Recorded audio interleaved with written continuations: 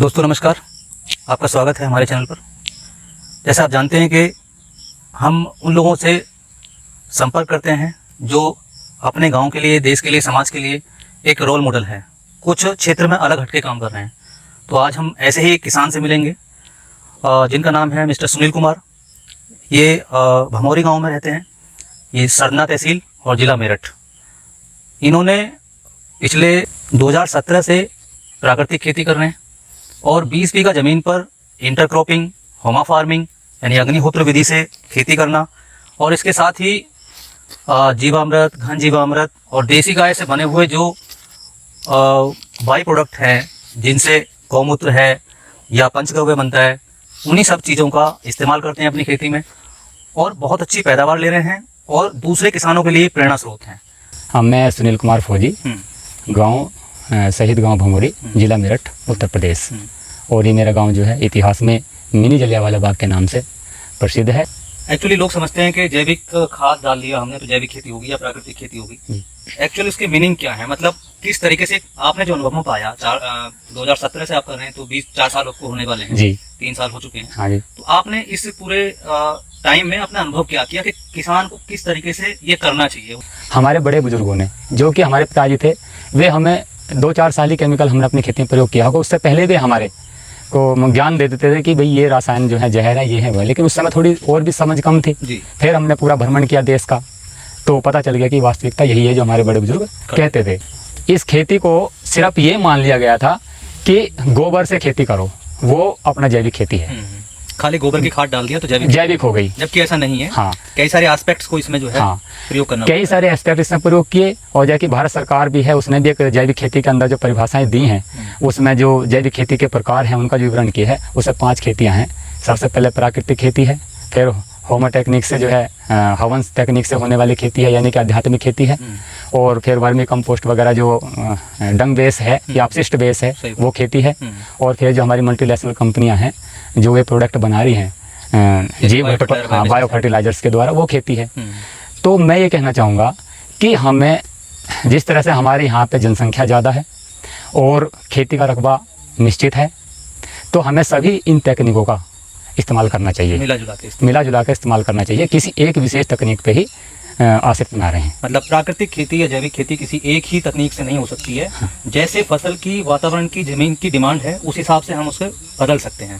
तो अभी आप किस तरह के प्रोडक्ट, मतलब क्या क्या फसल उगा रहे हैं? अब जैसे कि हमारे यहाँ की इस फार्म की मेन फसल गन्ना है, तो गन्ने के हमारे पास जो है 17-18 प्रोडक्ट होते हैं। अच्छा। हाँ, जैसे कि गुड़ है, नेचुरल गुड़ है, ये बूरा है, इससे बनने वाली, जिससे बूरा बनी है वो खांड है, शक्कर है, और शक्कर भी 2-3 तरह की फिल्टर है, अनफिल्टर्ड है। और गुड़ में हमारे पास जो है वैल्यू एडिशन भी होता है, जिस तिल वगैरह और तिल, गोला, मूंगफली, ड्राई फ्रूट, बादाम है ना, और आंवला, हरड़, ये सब चीज़ें मिला करके हमारा 17-18 टाइप का जो है गुड़ बनता है। और उसके बाद जो है ये गन्ना का सिरका और गन्ने का फ्रेश रस हमारे यहाँ से जो है प्रोवाइड होते हैं, लोग लेके जाते हैं और हम उनको होम डिलीवरी प्लस फार्म से डिलीवरी कराते हैं। हमारे यहाँ पे आपको कम से कम 20 तरह के जो है फ्रूट के पौधे आपको मिलेंगे। ठीक है। हाँ, आम हो गया, अमरूद हो गया, सहतूत हो गया, बेलपत्र हो गया है, नींबू हो गया, आंवला हो गया, केला हो गया, कटहल हो गया, इसी तरह से पपीता हो गया। और मल्टी क्रॉप में हमारी गन्ने के साथ में जो उड़द है, मूंग है, मक्का है, खेती और इंटरक्रॉपिंग भी ये करते हैं। हाँ। गन्ने की दूरी बढ़ा नहीं है, जो आप होमा फार्मिंग कर रहे हैं अग्निहोत्र से। हाँ। तो अग्निहोत्र का बहुत शॉर्ट में बताइए कि किस तरीके से होता है और क्या इसकी टेक्निक है, कौन से मंत्र इसमें बोले? अच्छा, इसमें मंत्र तो देखो विशेष हैं कि जो पुराण से संबंधित व्यक्ति हैं वे अपने अलग मंत्रों से करते हैं। आर्य समाज के हैं वे अलग मंत्रों से जो वेदों को आधार मान के चलते हैं। लेकिन हम सबसे पहले अगर गायत्री मंत्र से ही अगर हम आहुति दे दें तो वो सभी देवताओं को, समस्त प्रकृति को वो पहुंच जाती है। जैसे कि अग्नि है, अग्नि को मध्यम देवता माना तो माध्यम जो भी हम अग्नि में समर्पित करते हैं वो हमारी पूरी सृष्टि में सूक्ष्म जीवों से लेकर के वृद्ध जीवों तक पूरे में समाहित हो जाती है, लोक लोकांतरों तक। वैसे दोस्तों, अग्निहोत्रा में कुछ लोग दूसरे तरह के मंत्र हैं। उसमें एक सिस्टम है कि देसी गाय के उसमें कंडे होंगे, अनाज होगा, वो भी बिना केमिकल का होगा। सुबह और शाम जब सूर्योदय और सूर्यास्त होता है तभी उसमें आहुति दी जाती है। उससे पहले उसमें अग्नि सुलगाई जाती है। अब या इसको एक परमानेंट पात्र बना लीजिए या फिर तांबे का पात्र भी ले सकते हैं।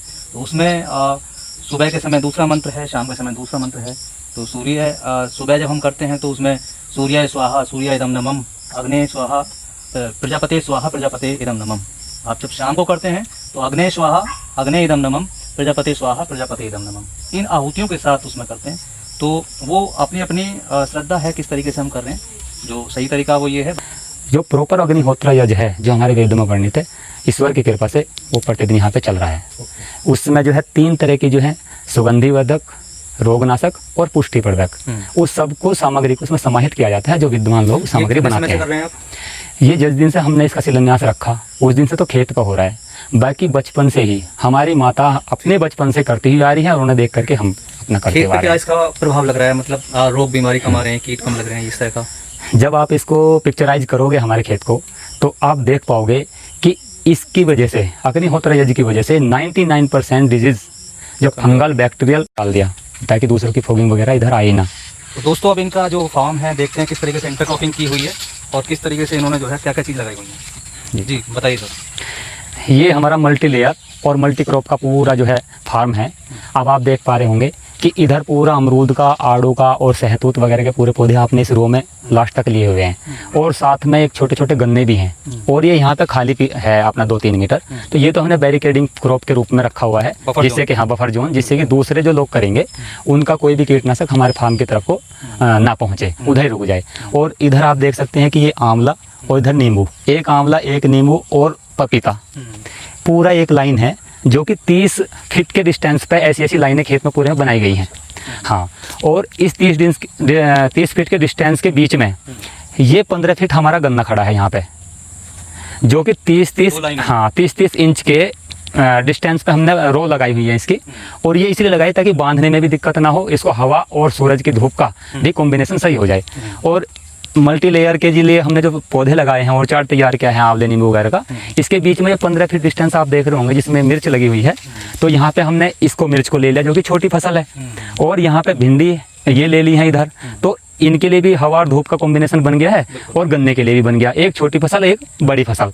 और नीचे हमने मल्टी क्रॉप में आप देख रहे होंगे कि मूली हमने लगा दी हैं जो कि अभी 1 महीना बाद तक बुनी थी और हमने अभी लगा दिया क्योंकि ये भिंडियाँ जो हैं इसको ज़्यादा हीट जो है कंट्रोल कर रखा है। इसमें मूली है। हाँ, ये मूली है। ये भिंडियों की वजह से अभी भिंडी भी लग रहा है और हमने बीच में अपने जो टूल्स का प्रयोग करते हुए ये मूली जो है हमने यहाँ लगा दिया। ज़्यादा हीट नहीं आएगी सूरज की, इसलिए हमने भिंडियाँ रखी गई हैं और हमारी फसल जो है बचेगी और एक दूसरे के सहजीवन के साथ ये चलता रहेगा। तो इस तकनीक से ये हमारा खेत है, ये अभी और ताज़ी आज हमने लगाया है। इसी तरह से भिंडी से भी लगा दिया है जिससे कि एक ही साथ पूरा प्रोडक्ट हमारे खेत पे ना आए और कंज्यूमर की वो ना पड़े और ज़्यादा दिनों तक हमारा जो है प्रोडक्ट चलता रहे, बाज़ार में उपलब्ध रहे। ये पूरा फार्म जो है इस तकनीक से लग रहा है। इसमें हमने 3.5 फीट की डिस्टेंस रखी है लाइन टू लाइन। ये ट्रंच विधि का इसको, हाँ, इसमें हल्दी लगाई हुई है और पहले भी हल्दी थी वो हमने खोद लिया है इसमें। ये हमने जो है यहाँ से घनजीवामृत बनाने के लिए गोबर का इकट्ठा किया हुआ है और इसके गोबर के जो घनजीवामृत है छाया में होना चाहिए। इसके लिए हमने बांस और इनका तो रस्सियों का प्रयोग करते हैं। पूरा बेल लौकी का, सेम का, तोरी का ये हमने इस पे चढ़ा दिया जिससे कि छाया की छाया हो जाए और अपनी जगह भी है आपके फार्म। हाँ, आप देख सकते हैं कितना सुंदर लौकी है। इसमें ऑलरेडी अपने कीड़ों से बचने के लिए इसमें स्ट्रक्चर जो है हमारी जैविक की जो है और प्राकृतिक खेती का जो है सफलता का राज। पौधे अपने आप ही अपनी सुरक्षा खुद करने में सक्षम हो जाते हैं और जिस तरह से पौधों में ये सक्षमता उत्पन्न होती है उसी तरह से इनके खाने वालों को अपने आप बॉडी में बीमारियों से बचने की शक्ति पैदा हो जाती है। तो उसमें भी पशुओं के लिए, चारे के लिए भी। अब आप देख सकते हैं यहाँ पे जो है पूरी सब्जी हमारे अपने घर के लिए प्लस जो हमारे यहाँ पे सम्मानित व्यक्ति आते हैं उनके लिए हमने तैयार किया हुआ है। ये बेलपत्र है, ऐसे ही औषधीय प्लांट है और यहाँ पे हमने है और भी औषधीय प्लांट इसके चारों तरफ अपनी यजुर्वेदी के चारों तरफ लगा। दोस्तों आपने देखा सुनील कुमार जी का फार्म। यहाँ पर वो सारी चीज़ें हैं जो एक टिकाऊ खेती के लिए आवश्यक हैं। आप किसानों को क्या संदेश देना चाहते हैं कि बहुत शॉर्ट फॉर्म में कि आप अपना पूरी बातों का निचोड़? मैं किसानों को सभी को ये कहना चाहूँगा कि हमारे बड़े बुजुर्ग ये कहते हुए आ रहे हैं कि जैसा खाओ अन्न वैसा होवे मन और जैसा पिए पानी वैसी बोले वाणी। तो जब हमारा अन्न ही शुद्ध हो जाएगा तो हमारा मन, हमारे विचार, हमारा मस्तिष्क सब शुद्ध हो जाएगा और जो अनेकों प्रकार की समस्याएं हैं, क्रिमिनल समस्याएं हैं, पॉल्यूशन से रिलेटेड समस्याएं हैं, मेरा ये पूरा वादा है, गारंटीड। हमने परिवर्तन होते देखा है अपने उन सम्मानित ग्राहकों में, उनकी बीमारियों पर कंट्रोल होते हुए विजिटर बुक्स में लिख के जाते हैं और एक बार प्रोडक्ट लेने के बाद में वे 100 बार कॉल करते हैं, धन्यवाद करते हैं।